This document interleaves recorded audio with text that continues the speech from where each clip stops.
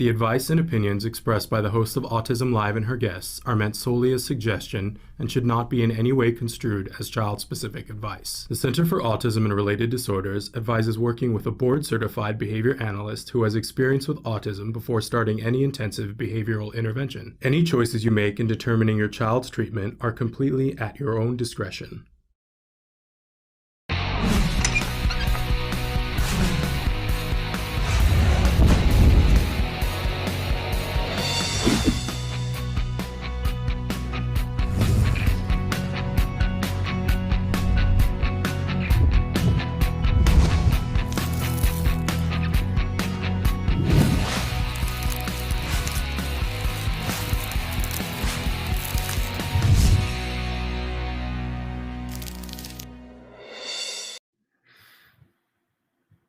Good morning and welcome to Autism Live. I'm Shannon Penrod and we are coming to you live on this first Wednesday in June 2021. So, because I know sometimes you guys are trying to figure out whether we're live or live, you know, or recorded. We are live this morning on June 2nd, 2021. So happy to be here with you on this Wednesday. We're going to be live for this next hour. And a lot of times on Wednesdays, we have Dr. Doreen Grampy-Schaefer Ask Dr. Doreen. When we don't have her, and we don't have her this morning, we always reach out to see if we can have Evelyn Kung. And we do have Evelyn Kung today, and she's going to be joining us in just a second. Before I welcome her in, I want to remind all of you that you can be interacting with us right here, right now with the live show. We're live right now on Facebook, YouTube, Twitter, our homepage, and about 17 other sites as well that we are live. But if you want to have your question answered at this point in the live show, the best thing to do is to either do it on YouTube, on Twitter, or on Facebook. That's the quickest way to get your question answered during the live show. If you have a question and you're watching it recorded, best thing to do is to send the message into the chat on autism-live.com. I want to remind all of you that that chat is not interactive. It goes one way. You send me a message in that chat. And we usually start, and we're going to start today, with questions directly from there. That's where I take my starter questions from. So I do want to say to all of you that we love your questions. It's our favorite thing here, is getting questions from you guys and having the ability to talk back and forth to you. We don't have the ability anymore, thank you, because there's so many of you watching and sending in questions. We don't have the ability to answer all the questions you send in. But we do appreciate persistence, and we try to monitor and see if a question has come in more than once. We bump it to the top of the list. So be persistent. Remember that we're providing this service to all of you. It's a free thing to ask the questions, and we're doing the level best that we can. I know it gets so frustrating when you see other people's questions being answered, and sometimes you guys give me grief. It's okay. Give me grief, but know that we're doing the best that we can. Okay?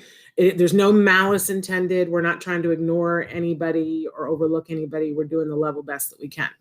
I also want to say that the show is available in podcast. In fact, we are the #1 rated autism podcast worldwide, and we thank you for that. That is because you guys watch, because you like, you subscribe, you share, you comment, you critique on iTunes. All of that helps us to get our message out to more people. We don't spend money on marketing here. So we appreciate, it's grassroots movement here. If you like what you see here, if you want to share it with other people, it's deeply, deeply appreciated, because otherwise people won't find out about us.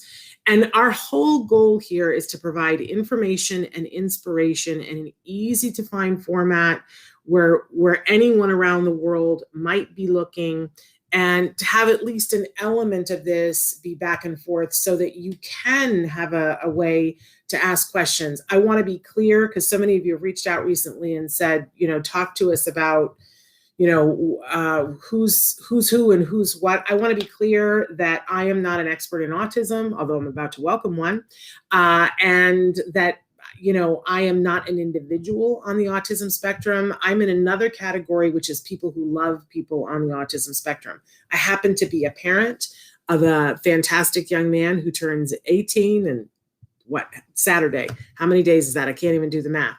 And graduates from high school next week and is doing spectacularly because he had the right supports at the right time and enough of it, which is a big part of the equation, right? So I'm incredibly grateful, want to be here to help you. And when I say you, I'm talking to that really large autism community. Of course, that starts with individuals on the spectrum. Of course, you guys are the beating heart of our community. But we also want to help and support you and answer your questions, but we also want to help and support the people around you that love you, that want to help you to get all the things in life that you so richly deserve: the respect, the employment, the right to live where you want to live, love who you want to love, all of that, right? And together as a community, we hope that we can achieve that one step at a time, right? So that's what we're doing here. And that's why I want to welcome right now Evelyn Kung. And Evelyn is a true expert in the field of autism. She's been working in this field for multiple decades with all types of individuals on the spectrum, because there is not just one size fits all, and all different ages, all different abilities. And she is awesome. Good morning, Evelyn Kung. Good morning. Thank you for having me. You look fabulous today, and it sounds like you're sitting right here in front of me. The audio is just as crisp as a sheet this morning. Yay for technology today, hopefully. Yes. Yeah, I almost hate to say it because, things can always change. But so thrilled and excited that you're here today. Want to remind everybody, you can go ahead and start sending questions into Evelyn. I do have to give the disclaimer that there is no expert in this field or any expert in any field that can give individual specific advice in this particular format. That would be a disservice to the individual because Evelyn doesn't have the ability to have eyes on the situation. But having said that, you can send her very specific questions and pick her brain, and it is of no cost to you. And not only will you learn from it, but others learn from it. Sometimes you guys write in questions and I'm like, I don't know anything about that. And then I hear the answer and I go, well, I'm glad I know more about that now. And then I want to go down the rabbit hole and find out more about that thing. I know I'm not the only one who does that. Because sometimes if you don't know the question to ask, there you are. So Evelyn, tell us what you do for the Center for Autism and Related Disorders. I've been here a long, long time, so I've done a lot of different things. Right now, I'm actually a clinical systems director, which is kind of strange, but a system looking at it can be anything clinical. It can be anything, it has everything from technology to just like how to bring a patient on in terms of the process. So, but the main thing I do, for the most part, is I help families problem solve. I help supervisors problem solve still. That is probably my main focus right now, is when supervisors get to a point where, they have a question or they don't know what to do, with a child or a family or a circumstance. That's usually where I jump in and just give them some assistance on whatever level that they need it.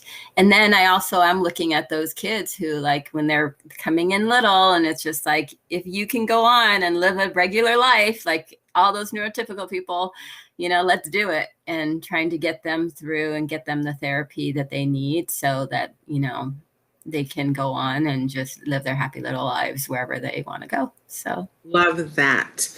And I do want to say that, correct me if I'm wrong, it seems like all the research recently has pointed to the fact that, of course, with good quality ABA, everybody's going to make a certain amount of progress, but that some kids are going to make more progress than others, and it's going to depend on a lot of different factors. But I'm always interested in what are the factors and how can we use the factors to our benefit. We talk about how many hours they need to get, and that caregivers need to learn the things that the behavior technicians are doing. But there's also a thing that seems to be showing up in the research, that when the supervisor, the board certified behavior analyst, has some experience to have seen, okay, I had a kiddo who was like this before, and here's what we did that worked after we tried 18 things, that experience can be put into that next child of, instead of going through those 18, let's try the thing that worked with the kid that was similar, that tends to streamline the process and the kid learns faster. So experience matters a lot. And you have more experience than just about anybody. So I love that even a new BCBA, what I call the baby BCBAs at CARD, can run to you and say, I haven't seen this before.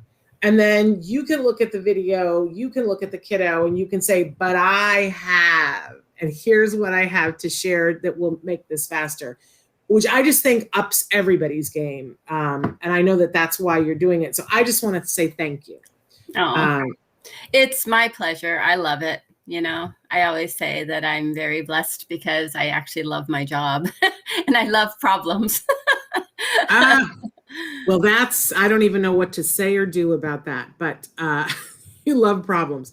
Well, I think it's because you problem solve really well. And so that's got to feel very gratifying.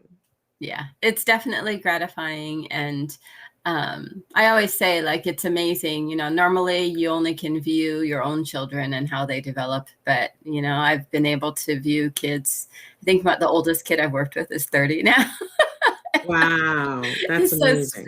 Yeah, which, you know, when I always look at them and I say, like, I carried you on my hips when you were 2. Like, how did this happen? And yeah, it's not just to my own children, it's, you know, to all these kids out there but I just think it's amazing to just see them go on to do some pretty great things. It is amazing. I'm going to jump into some questions here, and you guys can be sending questions in the chat via YouTube, Twitter, or Facebook. So this is a question that came in on our website. My 3-year-old nonverbal son loves when you sing for him. He loves YouTube, kids cocomelon. He's not given much screen time because when he does, he spits on the iPad screen a lot. When you take it away from him and turn on the TV, he does the same thing. He does not want a chewy stick or a chewy necklace. He receives regular ABA, OT, and speech services. Wondering if there is another intervention procedure that we could try to help him reduce or refrain from spitting. You know, unfortunately, this is one of the behaviors that you're going to have to, it's a try and see method, you know, because throughout all ABA, you're really, you know, when you have your BCBA come in, they need to do an FBA, a functional behavior assessment on the behavior. You know, a lot of people will go straight to chewy sticks. And though that helps with certain types of chewing problem behaviors, what I've found is it's actually usually something else. Like they don't know how to swallow their own spit, or they're thirsty. And you know how when you're thirsty, you salivate more? And they just don't know how to swallow or to drink water when they're thirsty, and they don't recognize. There's a lot of different, you know, other skills that are missing. And, you know, a lot of people will go to the chewy stick just because it's an assumption that maybe they need that type of stimulation. But I would say, like, you know, you're going to work with your BCBA to figure out, you know, what's the function, and beyond automatic. You know, a lot of times and automatic basically means anything like that is intrinsically, you know, the child's intrinsically desiring and doing that behavior and getting some kind of satisfaction from it. But work with your OT, you know, like really look at the sensory aspect and say, is there a sensory aspect? Is it the chewing? Is it just like not knowing how to swallow when they should, or not being thirsty and not knowing to get some water? Or if it's just excitement, you know, how to be excited. And it could be that he gets like overly stimulated, and there's a whole like theory on that in the sensory, you know, integration world. But a lot of times it's just showing our kids, like, what is it about this video that he likes? And he probably is a visual learner, just the fact that he likes looking at the video. And if you can take the visual learning aspect and get your BCBA to really take off and probe, you know, that area of understanding, then, you know, all the better, because it just shows you want to figure out, just like you do with all the neurotypical kids, is how do you learn best? And we already know that with autism, that, you know, one of the issue early on is they don't learn like everybody else. So you have to help them figure out, like, how do they learn? Are they better with the auditory stimulation? Are they with the visual? Like, what is their strength? And then taking their strength and using it so that they can learn everything else, or at least have it be a portal to learning. And really, you know, use that information to help him learn in as many places as possible. So not to put too fine of a point on it, but since you've said that you are somebody who's getting ABA. We're going to assume that you're getting good quality ABA. So then at this point, you've noticed a challenging behavior. You should immediately go back to the person who is your supervisor on that case, your board certified behavior analyst, and ask for a meeting to talk about that behavior. And then they will go through a process where they figure out first what the function of the behavior is, and then they will implement a strategy and they will teach you in the strategy what to do. And it could be a lot of different things like Evelyn just discussed. And they will see if it works and they will adjust accordingly. But this is a fairly common behavior, spitting, right, Evelyn? Mm-hmm. And that there are tons of interventions depending on what the function of the behavior is. And my memory of this is if you try to shortchange it and just jump to the end, you miss the whole thing. You miss the whole point. So it just comes back. Yeah. And we were all taught in my generation, you punish it. Well, that doesn't work. We've all seen that doesn't work. And so there are a bunch of things that they can do to help you, but it really starts with saying to the person who is in charge of designing the program for your child, here's this behavior, I want to work on it. And here's the thing, Evelyn, I know as a parent who did this, we forget sometimes that that's step one. We just forget. Yeah. Right. And I feel like a broken record sometimes, but it really does go back to that every time, and it's once you figure out the function, then that's when all the creativity comes, Yes. figuring out how to address it. But you really do have to go back to like, why is this person doing this? It's just like you would do with, I liken it back to just all the different people we interact with. When somebody behaves badly or in an odd way, there's a reason. Yes, there's always a reason for why that person's behaving that way. And it's the same thing for our kids. There's a reason for this. But for our kids, they don't have the communication skills to tell you. So it comes out in different forms. And then also, like, there are things going on with their bodies. And you get a typical little kid out there. If they wake up, or if we wake up on the wrong side of the bed and our bodies just don't feel good, we behave a certain way. But here's the hopeful part. Once you figure out what you think the reason is, then it becomes much clearer how to intervene successfully. Yes. You become effective. Okay, we have a bunch of questions coming in live, but I want to ask one more question that was asked before. I have like 10 of them that I really wanted to get to, but I want to get to the live ones. Okay. Hello, ladies. How do I work on, because I know you'll be good at this one, Evelyn. How do I work on building the skill? Sometimes I have to do things I don't want to do. My 13-year-old has it in his brain that except from school, he doesn't need to do anything he doesn't like. For example, make his lunch, go outside, get fresh air, spend time with his family. We have let him have his way a few times, and now he thinks that's how it should always be.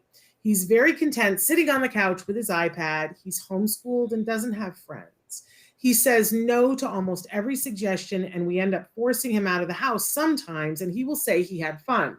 We live in a beautiful state with lots to do, and thank you. And I'm sending this parent a hug because I think we've all been there in some way, some shape, or form. But Evelyn Kung is here, and she knows things. So tell us things. Well, let me just say I love kids like this. Yeah. They are so smart. They've figured out how to make their world work. And if all of us could get away with only doing the things that we liked, I'd do it. Yeah, we would try. But we have this social understanding out there, the need for independence, the need to want new things, try new things, be stimulated in other ways. We get bored. And I would say for a kid like this, you really actually need to go back and do an assessment of all the skills that he has, because there's definitely information that's missing. And usually the information that's missing is in the area of what we call cognition or perspective taking, emotional understanding, that whole aspect, and then executive functioning, understanding what's important, understanding how to prioritize things, understanding just how to organize yourself. And all of that is really hard for a lot of people. I mean, research is showing that one of the professors wrote a book about how adolescence in males doesn't end until they're 25, like, because that's the prefrontal part of your brain that, executive function skills need to develop. And it needs all that time for some people, and apparently for a large group of people. And, when you're missing information, then you're going to make decisions that don't make sense to the people around you. And a lot of for our kids that have this kind of skill, just by the little information that you gave me, saliency is a really big one, not understanding what's actually important. If you live in a world where everything has equal importance, of course, you're just going to pick and choose the things that you want because you like those things, and you're just going to ignore everything else. And, there's, the fact that he's able to do school, and that is a rule that he has learned, is great, except that just means that school probably has given him rules about what's important and the order it is. But in your home life, maybe that hasn't been so clearly stated. And then now that he's older, he's had 13 years of not abiding by those rules. So now you're introducing them at age 13, and he's just like, well, no, I've gotten this far this way, so why do things have to change now? And because a lot of our kids don't like change as it is. So the fact that you've let them do things for 13 years, he has in his brain, he's probably made it a rule. Because our kids our ASD kids, they're so great when you give them a rule, but what people don't understand is you give them a rule and they think it lasts forever. And maybe you're only giving them a rule for that one situation at that moment of time. But the idea is that you grow and develop. And like right now, I can make your lunch for you. But later on, you have to learn to make your own lunch because maybe you want to live by yourself. And when they don't see that timeline and they're not observing and learning the way other people do, all of that just doesn't make sense. You're just giving them these extra rules that just like he doesn't like and he'd rather not abide by. And it's because he's missing a lot of social information. And that's why you need to go back and you need to start assessing, like, does he know how to problem solve? Can he understand a cause and effect situation? Can he make inferences? Understanding if I don't do this now, what does that mean for later on in life? Like that type of learning, it does not come natural for our very black and white ASD learners. So there is a lot of information that still is probably missing from his repertoire, even if he talks a lot. A lot of times kids come in and people are like, oh yeah, they talk a lot, they're fine. And I'm like, no, they just don't have the right words a lot of times. And giving them the right words starts teaching them how to understand the gray. That, life is a continuum. It's not just one way or another. You kind of move back and forth between on every level. And you have to understand, those small changes that happen. And you have to understand socially that as you get older, you become responsible for more too. And if they're missing all of that information, then the rules that you give just don't make sense. And they've been able to do things this other way, early on. So they just take that as a rule as forever. And then, so that's the teaching that needs to go on. There's a lot of missing components in teaching a child how to go through all of that.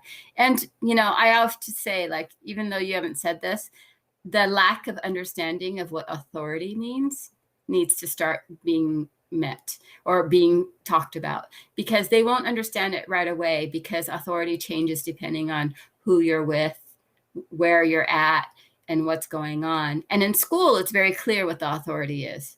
But outside of that, in the community, there's not a lot of clear rules. It really does change by who's there. And that's usually probably the most dangerous aspect, when they don't understand what authority means. And but to understand authority, you have to understand a lot of other basic things socially too, about the environment, who and what and how things function and how things change depending on who you're with. And that is a lot of teaching. So I would encourage you that you need to go step back and try to figure out what the deficits are first with the more simple aspects of life, and then slowly build upon them so that you can get to the point where they understand why they have to make their own lunch, or why they have to learn to make their own lunch, And but until those holes are filled in. It's really hard for a lot of our kids. It just doesn't make sense. I've had a lot of frustrated teenagers come in and say, like, I don't know why I have to do this.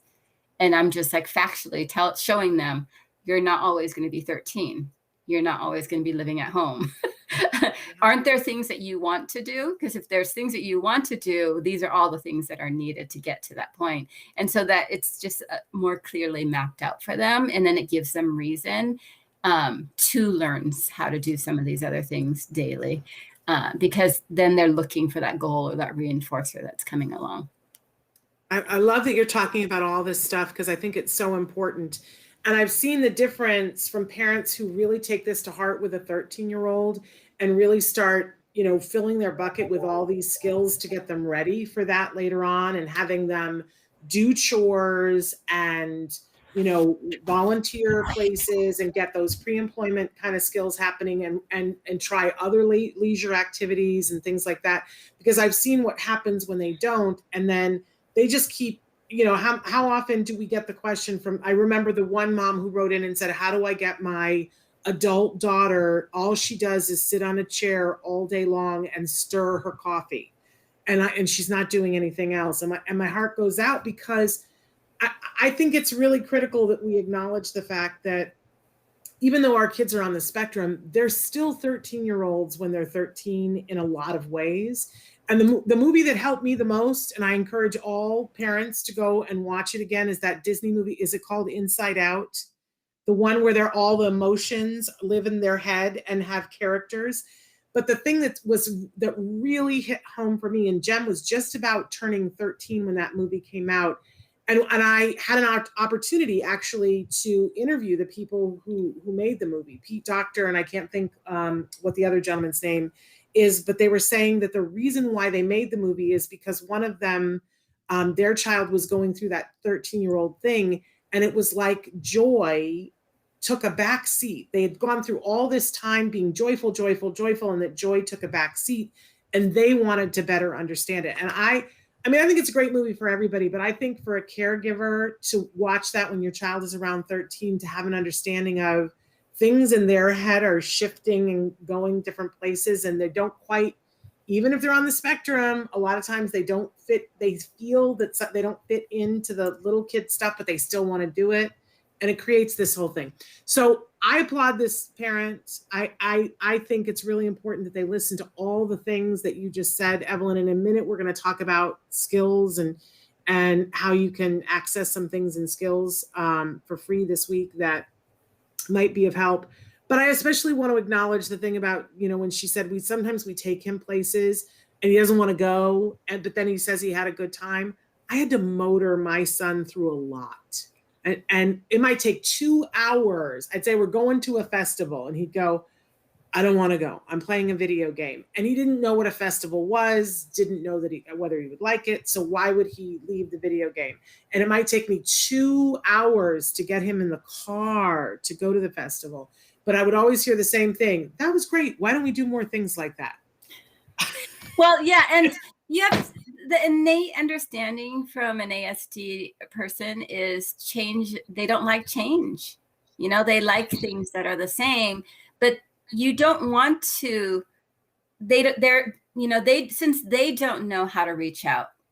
If you just understand that any new thing is going to be something that they don't want, then you can get past it, because if you get there, you might really like it. It's just that initial, like the idea of doing something different is not interesting, or not, something that they in their head think about. But that's the role of, as the family and as the caregiver, is just like, hey, I know you're going to hate this at first, but once we're there, you might like it. And since you know your child the best, and parents are the best experts on their own child, once you get them past that negativity, they're going to be fine with it. And there's a lot of us like that. If we go to another country, there's a lot of people that don't want to leave this country, or even for me, I love traveling. I'll go somewhere and sometimes I'll be like, do I want to go do that? That's I don't know anything about, or do I want to go do something that I have some idea about? Sometimes it takes a little push to get me to try that new thing, because it does require some effort. Yeah. But it's worth it. Yeah, it's worth it completely. Okay, I want to go to some of the live questions. We're sort of going to rapid fire these. Purple Lover says, hi, my son hand flaps only when he's overly excited. What do I do for that? I just want to ask the follow-up question, is it getting in the way of something when he's overly excited? Is it preventing something? Is it getting in the way? Is there a reason why something has to be done? I'm just asking the question. Yeah, I mean, I don't know why hand flapping happens. If it's only when they're excited, sometimes it's just teaching them a different way to be excited. I've had kids come in and and this may not be yours. I'm just giving you an example. So sometimes kids just don't know what else to do with their hands. And there's just something, if they've been doing it for 10 years, they're just going to keep doing it, right? I've had kids who hand flapping when they're excited comes out with allergies. Wow. It's like I had a kid who every time the winds would blow, we have the Santa Ana winds here in Southern California. And every time the winds would blow, I'd be like, oh, today when he gets excited, he's going to hand flap. Like we just took it. And then one day we hadn't seen it in a while, and he was hand flapping when he was excited. And we're like, why is this here now? We would all just look at him like, okay, we don't know why. And then mom looked at us and said, you know what? I forgot to give him his Claritin today. And so she gives it to him, and 2 hours later, it's gone. That's fascinating. I've never heard that before. Well, that's fascinating. A lot of our kids, actually, I've had many kids who have their stereotypy comes in high waves with their allergies. It's pretty interesting. By things like this, that would happen. But like, would I say that's the fact? I don't know. It's just a manifestation for that child that we worked with, And some kids, we've just taught them how, are like, it's great. That's the way you're excited. But maybe the parents are like, it makes you stand out. So, hey, instead of pointing that out to them, we're like, hey, when you're excited, here are all these other things that you can do. And then you just had to practice them. And then they started being excited, just like all the other kids, all the fist bumps and high fives and all of those, the more socially appropriate ones that were very interactive. So you learn how to share enjoyment instead of just hand clapping for yourself. Just teaching them some of these other things and prompting them to do it when the time came. And then they would get the social satisfaction of like interacting with somebody to share enjoyment. Then it just kind of like morphed its way into something else. But, I don't know why it is that, a lot of our kids do hand flap, and sometimes it's stereotypy and sometimes it's not. And, I don't know. Okay. Joy says, I have custody of my 11, almost 12-year-old grandson. I'm having trouble helping him calm down when he's approaching a meltdown. I see it coming, and I start using my soft directive tone, reminding him to breathe and giving simple directions, but he absolutely fights me and tells me he can't calm down. I sometimes walk away and give him space or time or offer hugs, but nothing is working. I try to catch it early, but I'm failing. Any suggestions? Yeah, so this is earlier we talked about executive functioning and how the prefrontal cortex of your brain's growing. It's the same area: emotional regulation, self-regulation. When the child's already escalating, it's pretty much too late to stop it. Because anything that you start to say to him is seen as a demand. And so his system's already just in kind of emotional or intense as it is already. So anytime, just think about the way you feel. If you're already escalating emotionally and just one person says something really minor to you, it just becomes more agitated. It's the same way for him. So what I usually do with these kids is when they're not in the middle of a behavior, when it's just like a normal, calm day, I'll sit, and that's the time to talk about it. Because that's the time when the child, if they're able to identify what they're feeling, what they're thinking, what actually happened during that time, they're able to communicate more of what needs they have. So like when they're not in the middle of it, they're not even close to it, and you're able to say like, okay, let's make a plan. The next time you start to escalate, what should I do? What do you want done? And like what things bother you the last time that this was happening. And it can be anything from like when you start talking, it just makes me not be able to do more. Or, okay, so if you're not talking, how should I talk to you? And we've had lots of kids in our clinic when we make a plan ahead of time and say like, okay, is it hard for you to talk when you're upset like that, or you're getting upset? And the kid says yes. Then I'm like, okay, should I write something down for you? Is that easier for you? Do you want to try that? Like, do you want to just, hand me a card that says I need a break right now, or I need to go to my room, or like, I ask them, when you start to escalate and we're at home, where should you be? Because let's make a plan. So I've had kids be like, when I go to my yellow chair, leave me alone, And so they start to escalate, and I'll say like, why don't you go to your yellow chair? And since it's his plan anyway,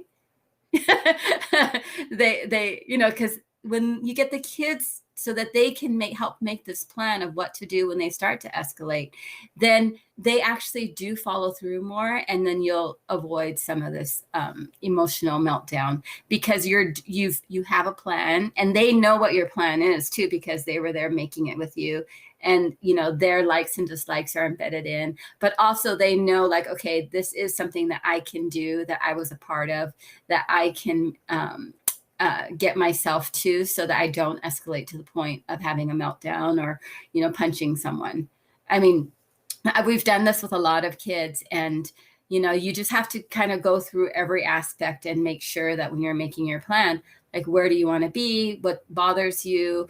What helps you? And a lot of times they don't know what helps them and what bothers them. So it's you providing information like, me talking, does that bother you? Is it hard for you to find words to tell me what's going on when you're starting to get upset?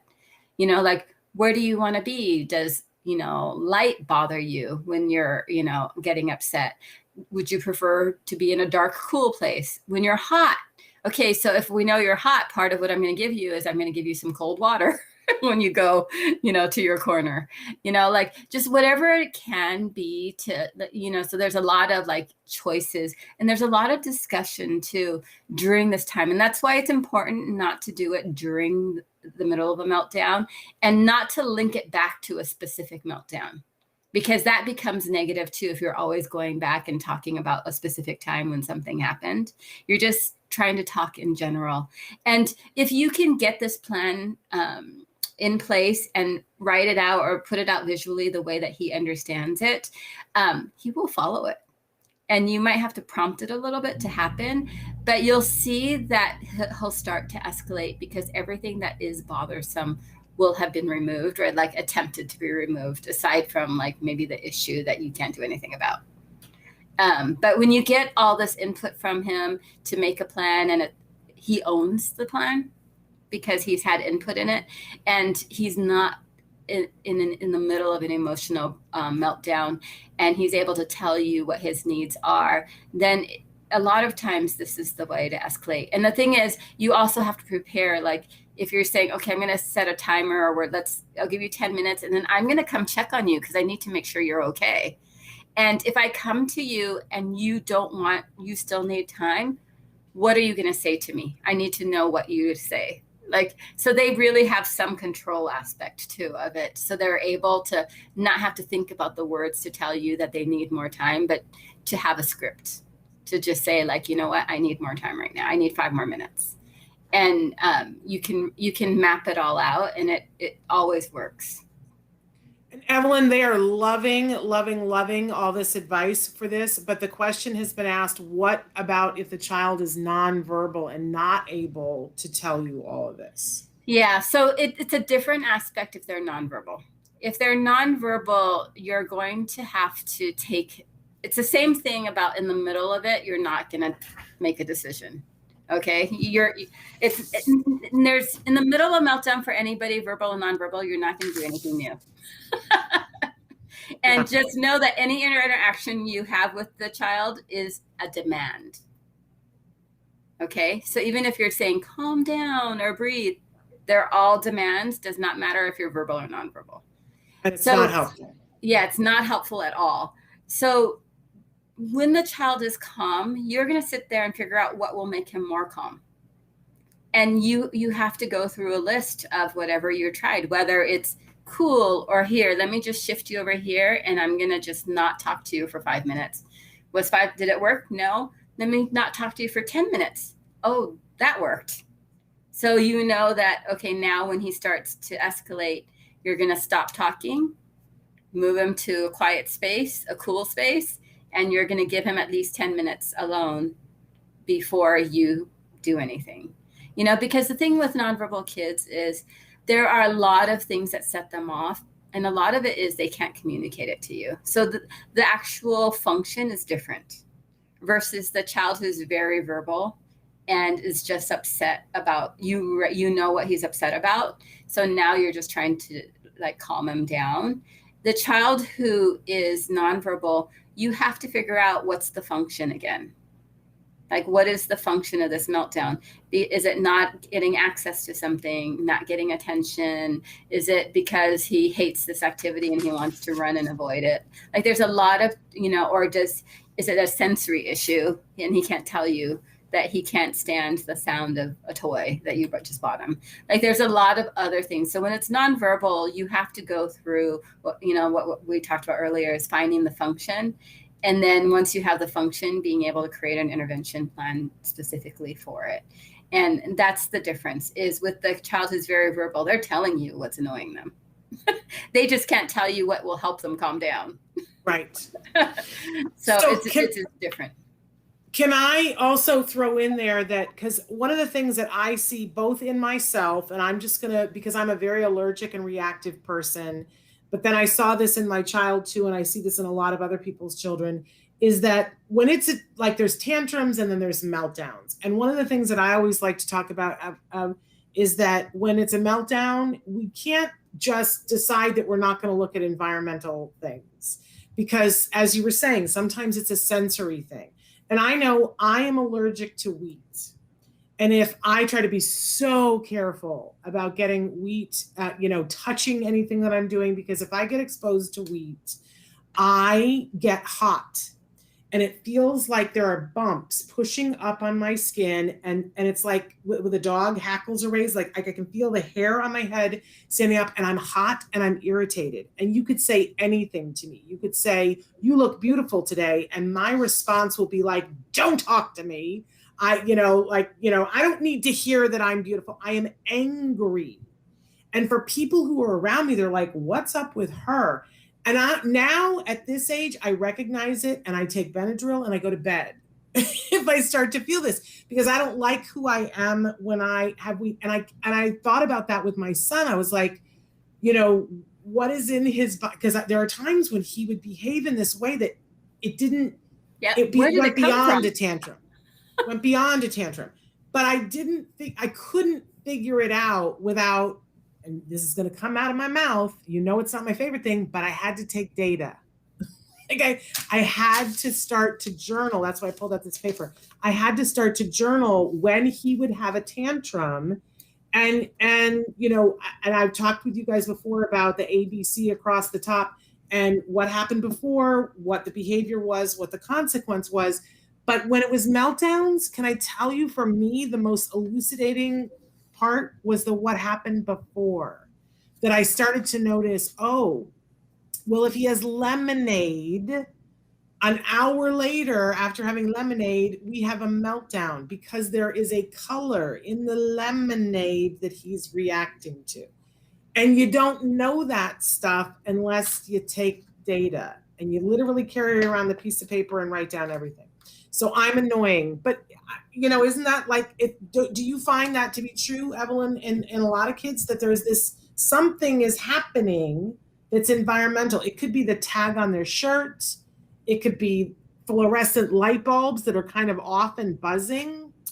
No, and this is why I know as a parent, you guys need to tell, if you have a provider or even school people, you have to, if you notice that your child has some sensitivity to sound, light, texture, whatever it may be, it's important that everybody in that person's life know about it, because that's a potential thing that is bothering the child, and other kids can talk about it. But if your child is nonverbal and can't talk about it, then you need a way for that child to communicate that issue. And I know as a parent, when your child's bothered and you don't know why, it's very debilitating. It can be very debilitating.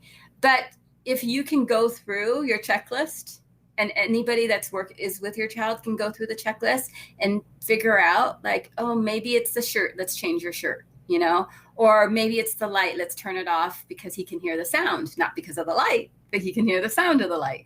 And if you can go through kind of a checklist of things, maybe one of those will work. And a lot of times for our kids, they do work. I've looked at typical kids who have sensory issues. The difference is that typical kid knows how to talk about it and knows how to get help for it. They can smell something and it's bothering them, and they can look at the teacher, wait for the right time, go up there and say, hey, the smell from outside is really bothering me. Can I close the window? Because they know how to problem solve too. So then they do it and then it's done, right? Or they can ask their chair to be moved because the sun is too strong right now in front of them. And they know how to ask for problem solve. They identify and they problem solve. And our kids half the time can't communicate what's bothering them.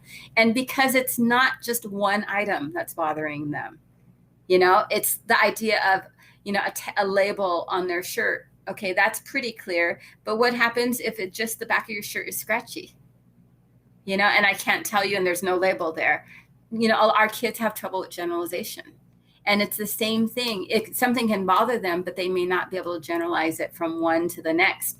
And I've had so many kids who are vocal who tell me this. Like they'll be claiming that this thing is bothering them, but that thing's not present. And then, through trial and error, it's like, oh, you don't like it because of this aspect. Right. And okay, next time this happens, you need to tell mom X, Y, and Z. And I will help you problem solve, because our kids are just trying to communicate half the time these abstract feelings and emotions and, how their bodies are feeling. And I always say, like, for all of you, one thing that I do with all the kids across the board is there's something like in the ABA world called private events. These are things like being tired and sleepy and hungry, things that only that person knows. And it's hard to see the evidence of it unless they tell you I'm hungry, or if their stomach like growls, then you're like, are you hungry? Right. And I always say that whenever a private event happens, like pain, hunger, thirst, when you see evidence of it, I tell the child, say, I'm hungry, I'm thirsty, ouch, this hurts. This feels terrible. Like whatever it may be, I try to, what we call tact, comment on it. Because if you can get them to comment every time a private event is going on, then hopefully in the future, that child on his own will be able to say, ouch, or hungry, yes, or thirsty, or hot, or whatever it is. And that alone is like the biggest present, I always say to a parent, for when that child's able to communicate that abstract information that only he himself knows, that it's amazing how life can change, because then you can help problem solve that. Absolutely. We were given that advice. I always referred to it as languaging it. So if something was happening, like he was crying, I would say, yes, you're sad. Or, if he shivered, I would say, oh, you're cold, or, languaging it for him. And then he did eventually language it for himself. It was an amazing thing. I want to take just a second here, because we've talked a lot about a lot of different things that people might have more questions about. And there are two amazing products. There's Skills and IBT, which is the Institute for Behavioral Training. And every week they offer something free to our audience during COVID. So I want to take just a second here to say that this week, for ABA parents and guardians, they're offering the free IBT parent e-learning course, Parent Communication and Socialization. I mean, as you're starting into the summer months coming out of COVID, could there be a better thing for you as a caregiver to look at communication and socialization? It's free to you. And I'm going to get your pencil ready, because I'm going to tell you the number that you call to get that. For teachers who are just now, if you've got a teacher that you want to give a gift to, because it's the end of the school year, or if you are going to be homeschooling this summer, or you're a teacher or a teacher, whatever. They're offering every week a different e-learning module. And this week it's Educator, the Social Environment, and that's available for free. How amazing is that?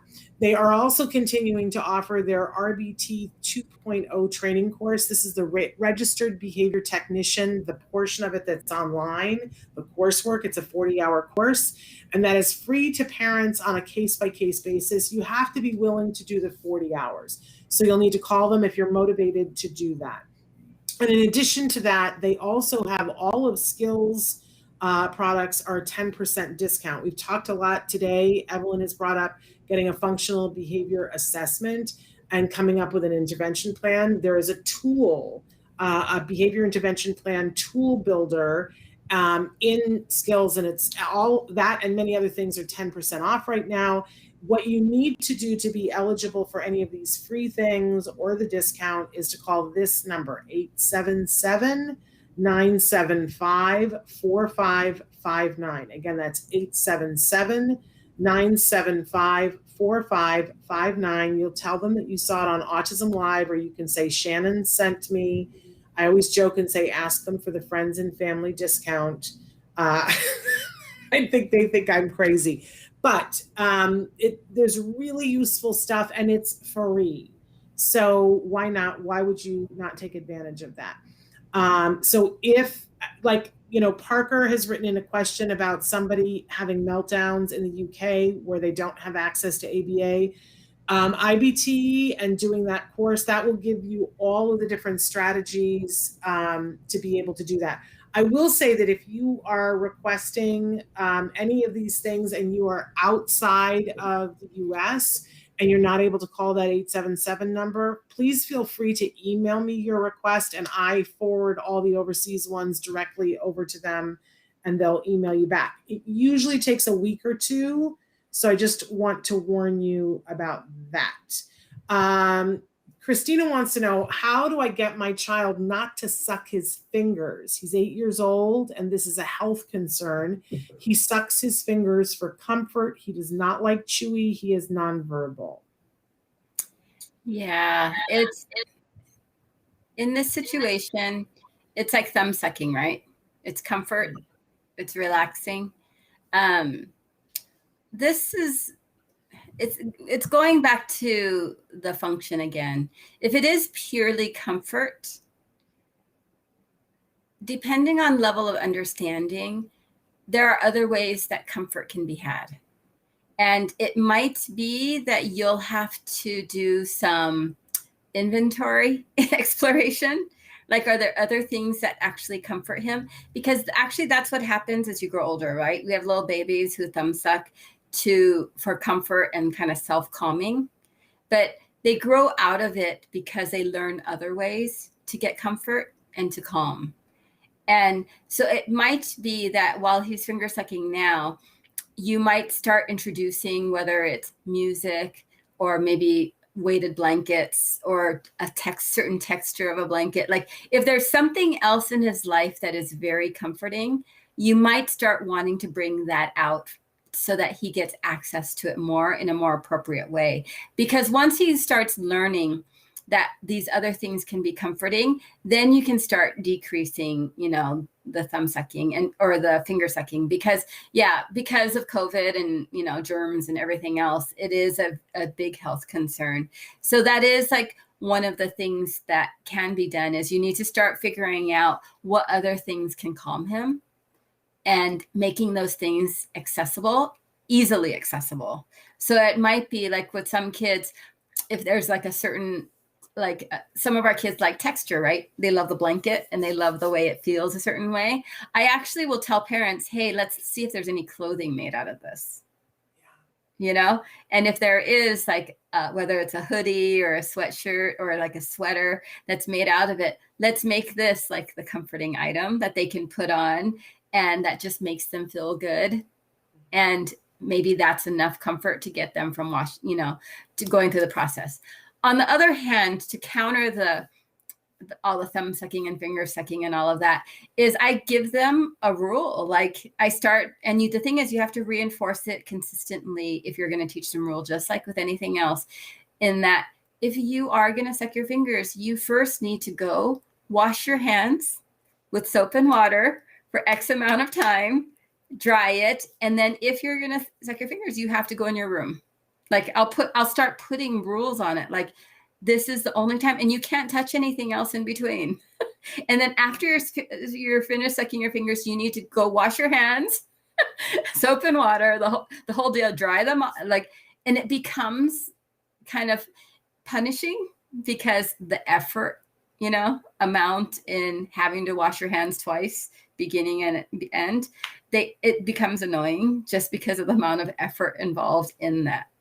And then if you make something alongside it that is more appropriate and more safe, then they kind of counter and they work together. And then you start to see the kids move over. It takes time, especially if he's 8 and he's been sucking his fingers for 8 years.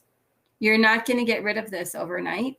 I think sometimes we forget, like a lot of times when our kids get older and we realize, what, that's a behavior that's no longer safe or appropriate anymore, we forget how long they've been doing it.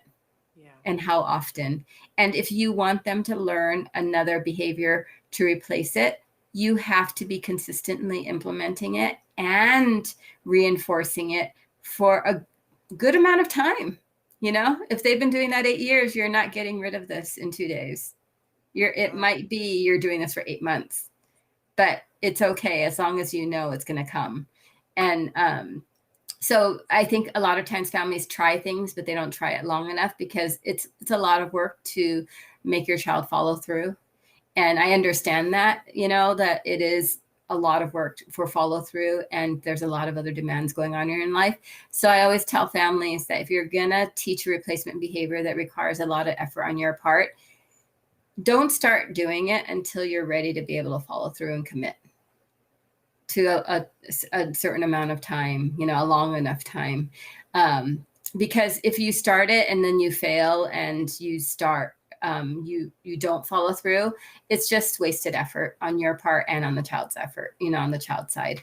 So just make sure that you're able to follow through and that you're committed to following through. And then it does work. Great advice. I'm going to try to squeeze in one last question here. My son gets fixated on schedules, even if he is doing what he likes outside the home. If he has to be home at a certain time, he wants to go home. How do I make him change his mind? I love the scheduling kids. How many of us want control over our life? I not only want control over my life, I want control over everyone's life. And I want to know when things happen. And it's just that for me, I want to know when things happen. And if I decided I want it to happen, I want to be able to change it. Yes. And that's these kids. A lot of times when they don't feel like they have enough control, they obsess on the control part on the schedule. And if they don't have control to move or if they feel like things happen without them having control, it becomes more obsessive. And, I always say the kids with schedules is when you're starting a schedule, you have to build flexibility into it. Tell them, hey, this might end at 5, but that means we might not leave there till 5:10. Like you have to start scheduling the wiggle room. Like, hey, things can happen between this time and this time. Traffic happens. I remember when my kids were little, one loved the car, one hated the car. So literally we'd be driving and one would cry when we were moving and one would cry when we were stopping. And, I was like, what are we going to do with this, right? And the other one would just look at the other one when one would cry and stop. And one loves control and one could care less. And, it was just like learning. And I live in LA, so traffic happens. Yeah. And they had to deal with it. And so a lot of times when we start doing schedules, it's like telling them what the wiggle room is too.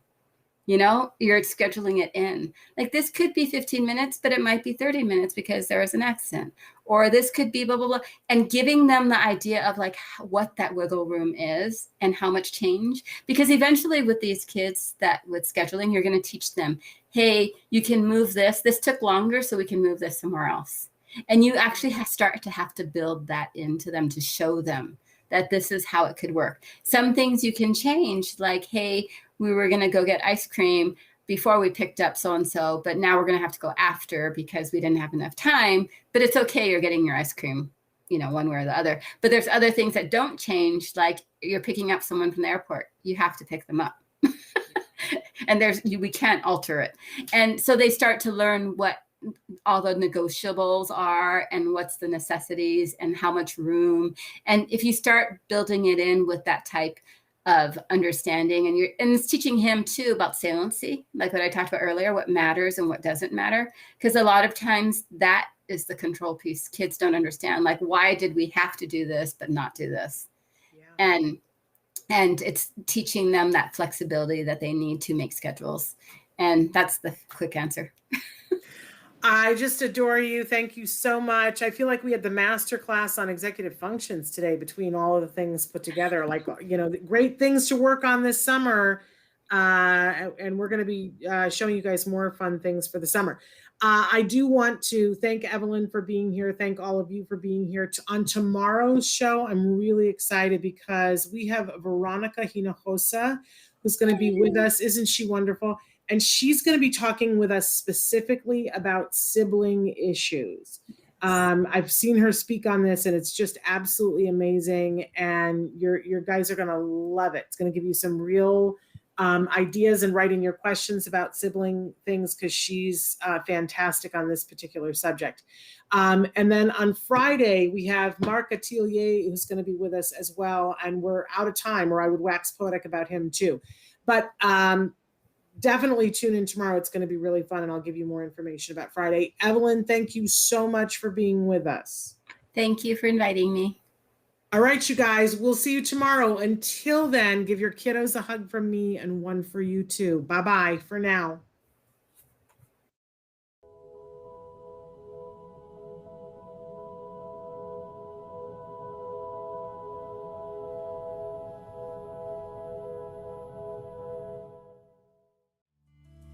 Thanks for watching Autism Live. If you found anything helpful in this video, please give us a like. In fact, make sure that you smash that subscribe button on YouTube and give us a like on Facebook.